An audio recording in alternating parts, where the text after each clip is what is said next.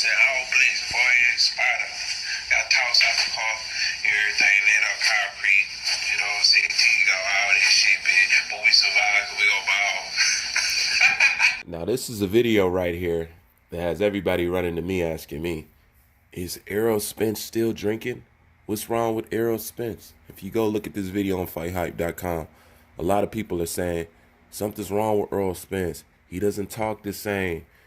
I think that car crash got him stuck on retarded or something like that. Why is his speech so slow? Why is he talking like that? Is he intoxicated right now? He looks like a heavyweight. It's this, that.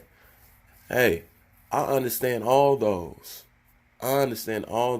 But my assessment of the whole situation, what's going on with Eroll Spence, is he drinking again?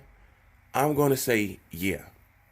You know what I'm saying? The signs of it, if you listen to how he talks in this video and then go listen to him talk. I said, all blitz, boy, and spider. Got tossed out the car, everything, lit up concrete. When he was drunk at that press conference, they sound exactly the same. So that's where it's confusing. Could he just be sober and just because of his speech and his dental work? Yeah, it could be, but it's confusing people because he sound drunk. Like we've all seen Eroll Spence drunk. We know what he sound like drunk. He sounds the same in this video as he sounds in any other video. You know what I'm saying? So is there a possibility that he's drinking again? Hell yeah, it's strong. I'm not going to confirm it, but it's strong. Now, I try to create reasons of why these things would be and stuff like that. Now, as far as Eroll Spence weight, talking about damn, he looked like a heavyweight. Man, Eroll Spence walk around at 190, 195. You know what I'm saying? Light heavyweight. Okay? Now, this is the thing. Everybody's talking about Eroll Spence ballooned up in weight. Eroll Spence have always ballooned up in weight. What y'all don't seem to understand is Eroll Spence is in the wrong weight class. Eroll Spence should be truthfully like a super middleweight. Straight up. Him getting down to 147, like, I compliment him because his body can do it. But truthfully, he's not supposed to be able to do it. But physically he can, so he does. This is why people have called Eroll Spence a weight bully. Eroll Spence knows he's in the wrong weight class. You know what I'm saying? But that's one of those things out there. Fighting under your weight class to be a dominant fighter. And you see what happened when somebody got on his level. You know what I'm saying? You see when he fought a legit 147 pounder with Sean Porter. You see he wasn't nothing special. You know what I'm saying? All those 3D effects went away.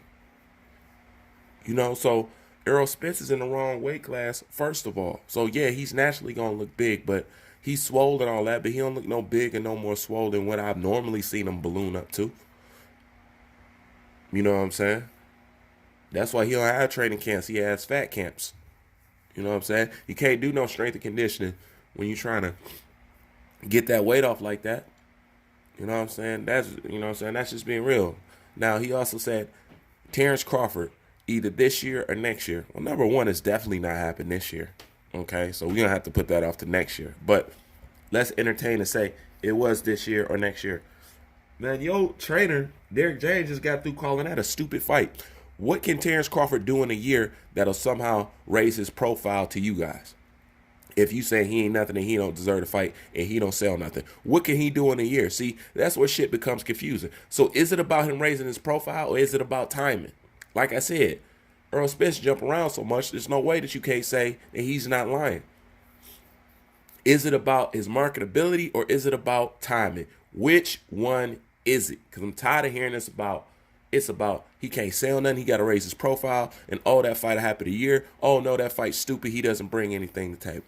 Keep in mind, he fights a Sean Porter, somebody he said can't sell out a family barbecue, but I'm going to digress on that because I'm tired of bringing that up. You know?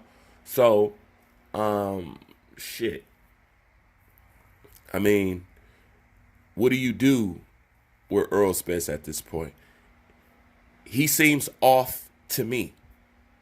I'm not going to lie. He seems off to me. He seems to be a little bit slower as far as speech-wise, but yeah, that could be because of, you know, the dental work or whatever, but I know people who have dental work, and Eroll Spence has had enough time with that dental work to where his speech should start smoothing out. You know what I'm saying? It's like somebody who first get false teeth, or you ever meet somebody who has like liners for the first time, or they get Invisalign for the first time. They'll probably talk funny for probably like the first 4 days or the first week or something like that. But eventually your speech will go back to normal. I don't see that with Earl Spence, and he does come across very, very different to me, you know. But as far as him fighting a Terrence Bud Crawford, I'm an even man, you know what I'm saying? I demonstrate the maximum capacity of unbiased boxing talk, you know. And I can't lie and say that I want to hold Errol Spence to a certain standard. But what people don't understand is once I do that with one person, I do that with everybody. You know what I'm saying? I don't play no favorites or nothing like that. So what I mean by this is that if we ain't leaning on and putting no pressure on Manny Pacquiao to fight no Terrence Bud Crawford, the same temperament that you have towards Manny Pacquiao, you need to have towards Errol Spence. This is what I try to express. This is why I get on Errol Spence, and this is why I get on Terrence Crawford. You know what I'm saying? To show true balance and show that somebody is capable of having a balanced opinion. I'm not just leaning on one side, talking about all their flaws and stuff like this, and then ignoring everything that's going on behind me. No, I give people equal work. It's called equal fire. So I say equally, if you feel he's ducking, if you feel that he's this, if you feel that he's that, you need to equally feel the same way about Manny Pacquiao. I don't want to hear about Manny Pacquiao's age, because if age was a factor, guess what? He should not be fighting. That's just the truth. We all know that Manny Pacquiao shouldn't be fighting right now. We all know Manny Pacquiao's fighting right now because he needs money. But when it comes to the money subject, you see how people just want to talk about, I think Floyd's going broke. I think Floyd's going broke. But they never want to highlight the fact that a legend like Manny Pacquiao is working for a dude like Floyd Mayweather because he needs some money. He's in there fighting these young guys right now because he needs some money. He wanted to fight Conor McGregor because he needs some money. But all we ever want to talk about is how broke we think somebody else is. You know what I'm saying? That's the truth with Manny Pacquiao. So if people don't want Manny Pacquiao to get hurt, if people think it's such a tall order, if people think it's all this and all that, then Manny Pacquiao shouldn't be boxing. I shouldn't have to enter boxing to hold people's hand. If you're in the game, you're in the game, and I got to hold you by the same standards.